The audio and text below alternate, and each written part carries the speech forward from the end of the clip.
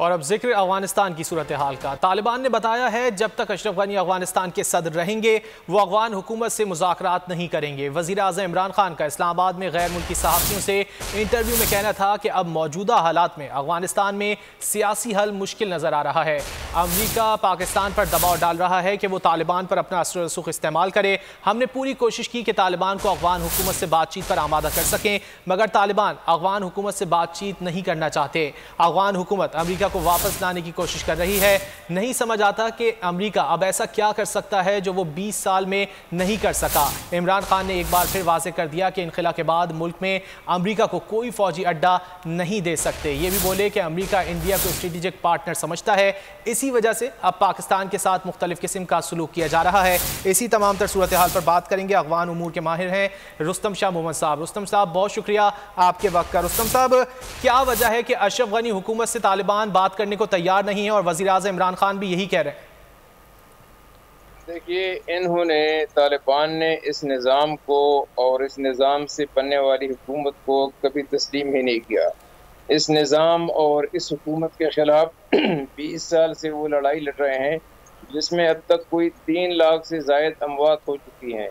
तो ऐसे हालात में आप खुद अंदाज़ा लगाएं कि ऐसे हालात में अगर वो बात शुरू करें तो फिर उनके जो सोल्जर हैं, उनके जो वॉलंटियर्स हैं, वो उनसे पूछेंगे कि 20 साल तक आपने हमें इस हुकूमत से लड़ाया, अब आप इस हुकूमत के साथ मसाहलत करने पे। तो ये बात होने वाली नहीं है। मसले का हल यही है कि अशरफ गनी की हुकूमत अलहदा हो जाए और एक ग्रैंड असम्बली बुला के एक मल्टी एथनिक ब्रॉड बेस हुकूमत तश्कील दी जाए, जिसमें तालिबान भी शामिल हों और बाकी धड़े भी शामिल हों। इसके अलावा कोई दूसरा हल ही नहीं है। इसके अलावा दूसरा हल यही हो सकता है कि तालिबान आगे बढ़ते बढ़ते काबुल पर कब्जा कर लें और फिर अपनी एक हुकूमत ऐसी बनाएं जिसमें बाकी दलों को भी शामिल कर लें। तो यही 2 रास्ते हैं और कोई तीसरा रास्ता नहीं है। जब तक अशरफ गनी की हुकूमत रहेगी, अफगान अमन मुज़ाकरात में और सलूशन में सबसे बड़ी रुकावट इस वक्त अशरफ गनी की हुकूमत है। तो उनको बहरहाल साइड लाइन करना होगा। उसके बगैर आगे बढ़ ही नहीं सकते, अमन की तरफ गामजन हो ही नहीं सकते जब तक कि मौजूदा सेटअप जारी है। अच्छा, रुस्तम शाह मोहम्मद साहब, आपको लगता है कि अशरफ गनी की हुकूमत जो है वो वापसी चाहती है अमेरिका की एक बार फिर अफगानिस्तान में? वज़ीर आज़म इमरान खान ऐसा कह रहे हैं।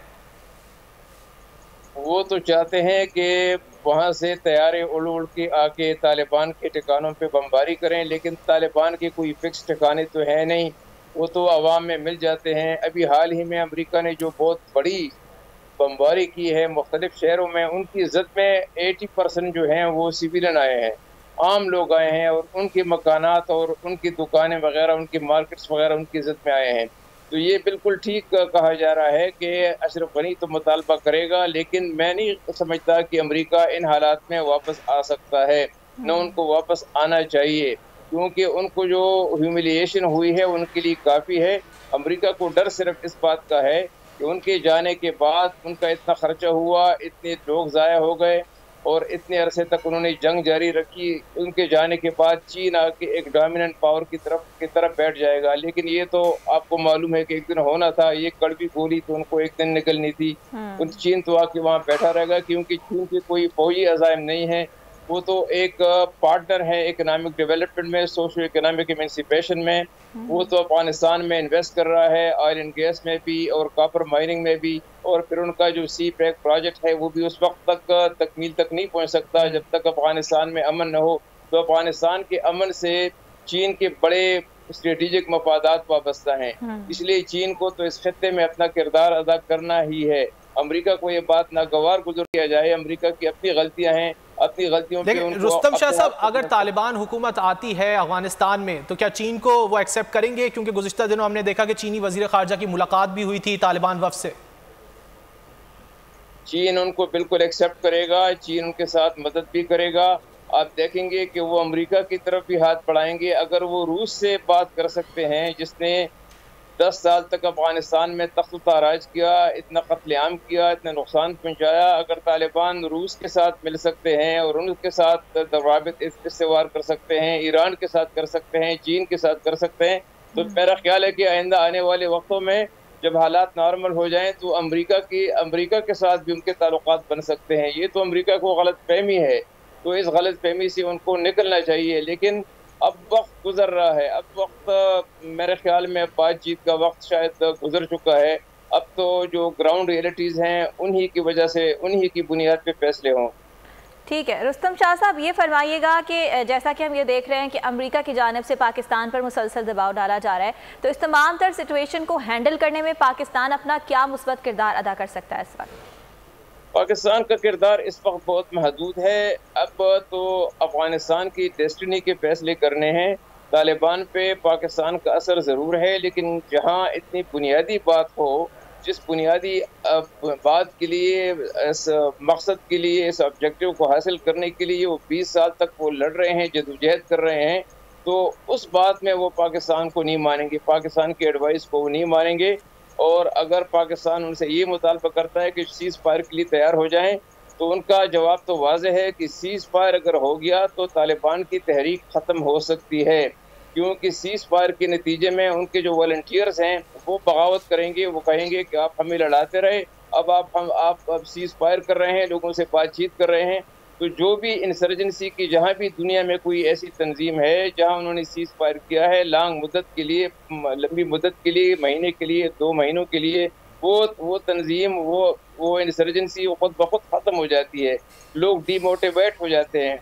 उनकी कोई वजह तो है नहीं कि आज उनको कहा कि लड़ाई लड़ो, उसके बाद कोई जाकर घर बैठ जाओ, 2 महीने के बाद फिर आओ, फिर हमारे लिए लड़ाई लड़ो। ये बात होने वाली नहीं है। तो सीज़ फायर की बात वो कभी कबूल नहीं करेंगे। न पाकिस्तान को इंसिस्ट करना चाहिए और न पाकिस्तान को इतना दबाव डालना चाहिए कि आइंदा आने वाली हुकूमत में जिनका वो हिस्सा होंगे वो फिर पाकिस्तान की तरफ शुकूक शुबहात की तरफ से शुकूक की नज़र से देखें। पाकिस्तान के अपने स्टेक्स हैं, पाकिस्तान के अपने मफादात हैं। अमरीका के मफादात की खातिर हम न किसी को नाराज़ कर सकते हैं, न किसी की तरफ ले सकते हैं, न किसी को फेवरेट बना सकते हैं। अमेरिका ने जो कुछ किया उसका जो किया उसका वो खमियाजा भुगत रहा है। पाकिस्तान को इन चीज़ों में नहीं आना चाहिए। हम तो जो भी हुकूमत अफगानिस्तान में बने, जो अमन डिलीवर करे, उनके साथ पाकिस्तान को काम करना है। साहब, ये तमाम तर सूरत हाल जो इस वक्त अफगानिस्तान में जारी है, इसके पाकिस्तान पे क्या असरात मुरत्तब हो सकते हैं दाखिली तौर पर और ओवरऑल अगर खित्ते की बात की जाए तो? देखिए, पाकिस्तान में इन हालात की जो असरात हैं उनको ज़रा बढ़ा चढ़ा कर पेश किया जा रहा है। न तो लाखों महाजिर यहाँ पे आएंगे, उसकी वजह यह है कि अब वो माहौल नहीं है जो 1980 में था। न उनको वेलकम किया जाएगा, न उनकी यहाँ कोई इंफ्रास्ट्रक्चर है। उनके लिए शायद बॉर्डर पे कुछ कैंप बनाए जाएँ, कुछ हज़ार लोग आ जाएँ, लेकिन लाखों की तादाद में नहीं आएंगे। अब वो बाहर जा रहे हैं, ईरान जा रहे हैं, तुर्की जा रहे हैं, वहाँ से यूरोप जा रहे हैं।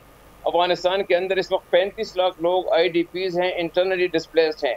तो ये बात कि अगर वो खाना जंगी शुरू हो गई, खाना जंगी तो एक तरह से शुरू हो चुकी है कि खाना जंगी शुरू हो जाती है तो पाकिस्तान में लाखों अफगान आएंगे, ये बात सही नहीं है। ये करेक्ट रीडिंग नहीं है अफगानिस्तान की सिचुएशन की। हाँ, जो अगर वहाँ डिस्टेबलाइजेशन आती है और तालिबान को कोई पता जल्दी हासिल नहीं होती और स्टेलमेट प्रोलॉन्ग होता है, तो इसकी वजह से सेंट्रल एशिया के साथ जो हमारे ताल्लुकात हैं वो इसकी ज़द में आते हैं। हमारा वेस्टर्न बॉर्डर जो है वो भी डिस्टेबलाइज हो सकता है, लेकिन ऐसे असरात नहीं होंगे जो पाकिस्तान की सिक्योरिटी के लिए कोई चैलेंज बन सके। ठीक है, बहुत शुक्रिया रुस्तम शाह मोहम्मद साहब, आपने अफगानिस्तान की सूरत हाल के हवाले से अपना तज्जिया पेश किया। बहुत शुक्रिया।